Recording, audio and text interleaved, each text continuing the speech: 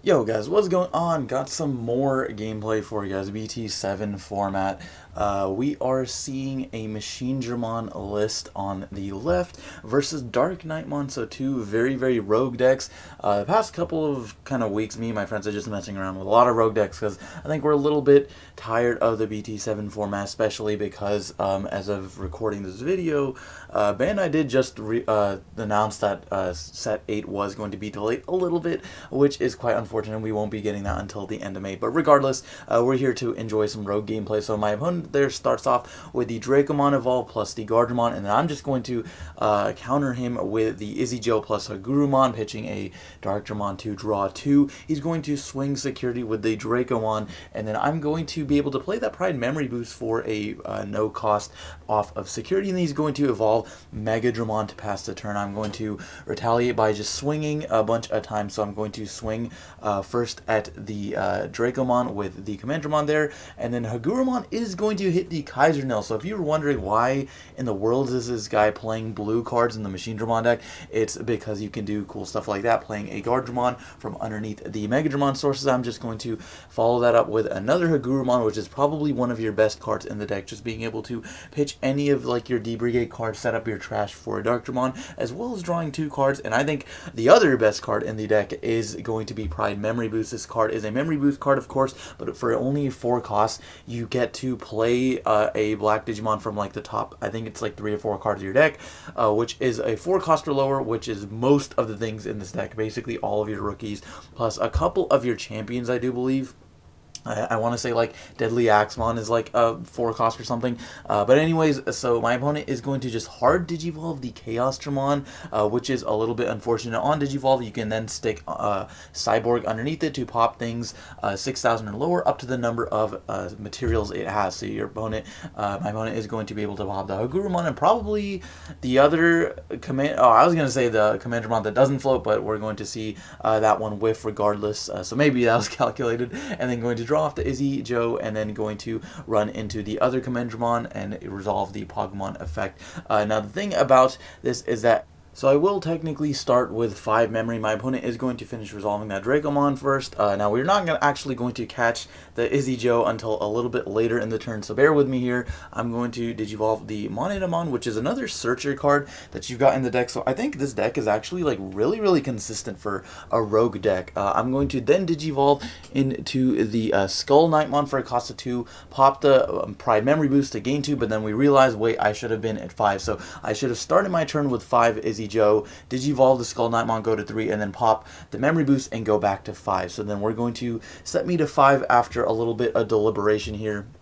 And now DarkKnightmon has a couple of cool effects. He does give your DarkKnightmon security attack +1, so I'll just be able to Digivolve straight into that. And now we've got a 7,000 Digimon checking multiple times. So I'm just going to threaten my opponent's security. He is definitely going to block that with the Gardramon, sacrificing his Digimon so that he'll save himself a couple of checks. Then we're just going to play another Izzy-Jo, pass my opponent back to memory. Now the cool thing about the DarkKnightmon there is even if it does die, I get to then play a Deadly Axemon plus a DarkKnightmon from its materials upon deletion. So since I've got the DarkKnightmon, I can just play that back, and then that sets up for another DarkKnightmon, because then when attacking you can like Digivolve into a DarkKnightmon using its effect. My opponent's going to swing with the Dracomon, unfortunately going to live. 2,000 is going to beat over the Commandramon in security there, and then Chaosdramon is going to attack. I believe he is like 14,000 right now because of the boost from the Megadramon. He also does check multiple cards there because of the inherited from the other Megadramon, the EX11, I believe.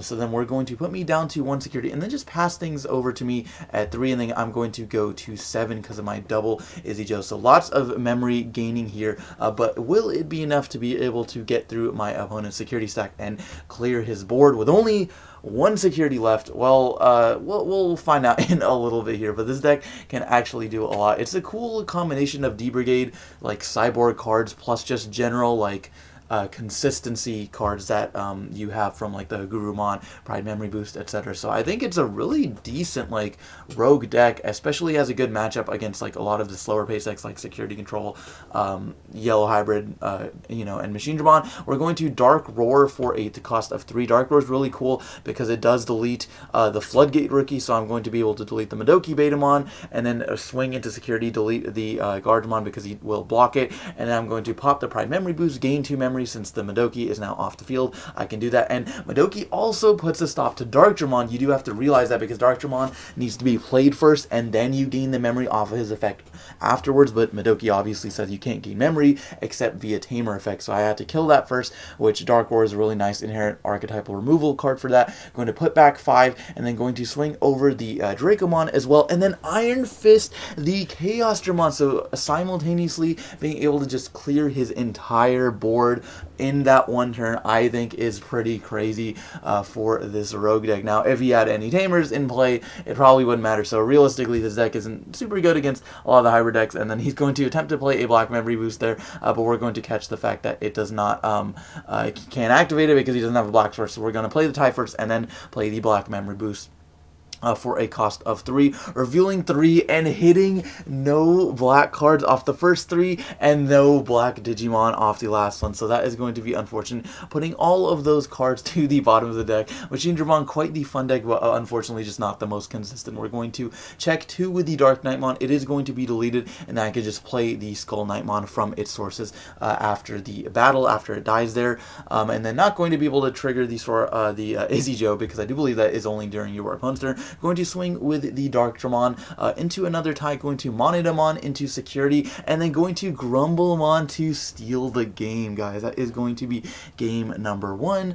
And then game number 2, my opponent is going to let me start. I'm going to start with the Machinedramon Digivolved in the breeding area, and then playing a Deadly Axemon, which I believe searches like any of the Knightmon, Skullknightmon, slash DarkKnightmon cards, but unfortunately going to whiff there. He's also like weirdly only 3,000 for a level 4. Like, that is really, really terrible stats, but you're really basically just using him as a body to float into off of the DarkKnightmon and putting underneath with materials. My opponent is going to play the Dracomon, and that adds the Chaos Dramon off of its effect, and then going down to 1 memory because he did start with 4 since the Deadly Axemon there, and probably just going to play like a level 5 from his hand.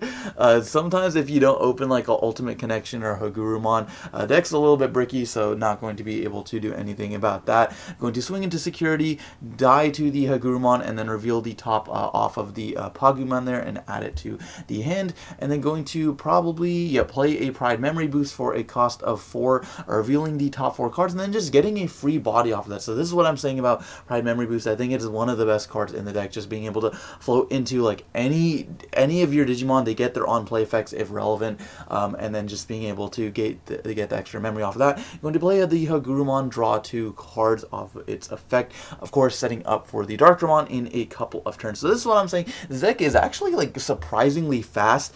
You're basically just playing up like a Rookie Rush game that like has a couple of win conditions in the form of Darkdramon plus DarkKnightmon. My opponent is going to swing Security with the Dracomon, going to survive again off of the Commandramon Security, so that is really, really nice for my opponent, but unfortunately he doesn't seem to have a lot of plays in hand. I see the Kaiser Nail there, can't really use that right now, but we're going to just hard Digivolve into the Machinedramon. Definitely not what you want to see because you don't get his his effect is on play, not on Digivolve, but it's definitely not the worst thing in the world. He's got a reboot inherited now. We're going to just swing into the Security with the Commandramon, use its effect, reveal top 3, not going to float into anything there.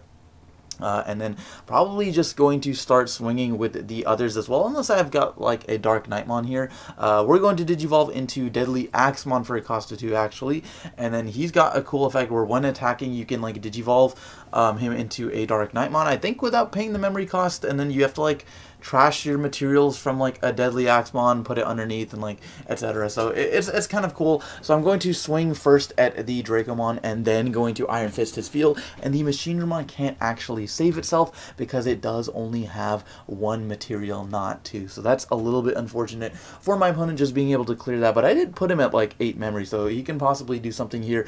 We did see him draw a Machinedramon like off the previous turn. We know he has Chaos Dramon in hand, so it's possible he could just hard play Machinedramon here and start sticking stuff underneath his Digimon to get like a big unkillable boss monster out in the field. And honestly, if he sets up enough blockers, I'm not really sure what I can do about that, because my biggest Digimon is only like 11,000. So we're going to see the Guardramon played for a cost of 5 after the Tai Kamiya there, putting me to 1, I do believe. I'm going to pop the memory boost, go to 3, and then probably just start Digiv up. So we're going to see the DarkKnightmon, of course, being able to swing into security for a double check there.